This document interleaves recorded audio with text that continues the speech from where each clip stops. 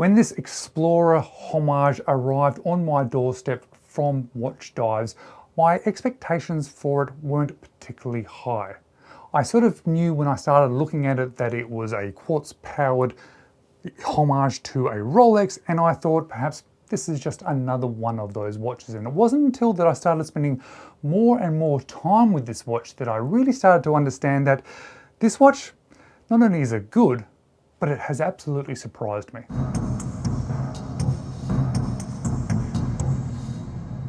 Hello, you're watching James. My name's James, you're watching me, and I am talking about watches. And I've had a couple of watches from the SteelDive's website before, and they've been very good and they've been affordable, but it's this watch that has captured my attention more than those others. And this watch only costs 127 Australian dollars, which is not a lot of money, especially for a watch that is as good as this one is. And it wasn't immediately obvious to me. When I first opened the package, I thought, okay, this is a homage to an Explorer. It looks okay. It is a Mecha Quartz movement watch. And I then sort of put it aside. But then when I started to return to it, pick it up, look at it, I then started to realize that actually, this might be something rather special. Not only is it an affordable homage, but it's a particularly good watch. Now, this watch was very kindly provided to me by the SteelDive's website. That's why you would have seen that sponsored icon pop up, and it's one of the reasons why I'm going to leave a link directly to their store. But I have to admit, I wasn't planning on making a review video about this one. I featured this watch in a bit of an unpacking style video, and that was going to be the end of it. But it wasn't until I then started spending some more time with this one that I realized this watch deserves a full review video. This watch deserves a little bit more attention, and I want to show you some footage of this watch to try and show you why I think it is so good.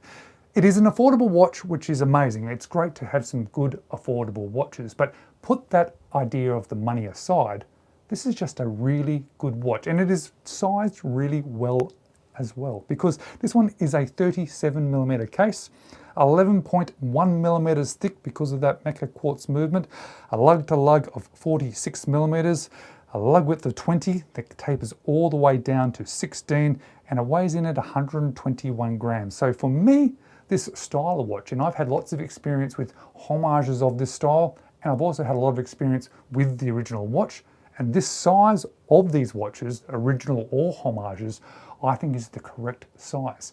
But it's the quality of this watch that really stands out to me, because it's not so much the design, it is very much what I expected from the design, but it's not what I expected from the quality, because the quality of the case, the bracelet, the dial, the crystal, and the clasp is significantly better than I did expect, especially when I consider how little this watch actually costs. So let's put aside the design at the moment, because if you don't even like this particular dial, there are a couple of different dial variations for this one, but let's forget the fact that this is a homage watch and just look at the quality of this watch, because for $127, you wouldn't expect a case as good as this. The transitions between that brushing on the top to the polishing on the side, and in particular the bracelet, it feels like a much more expensive bracelet.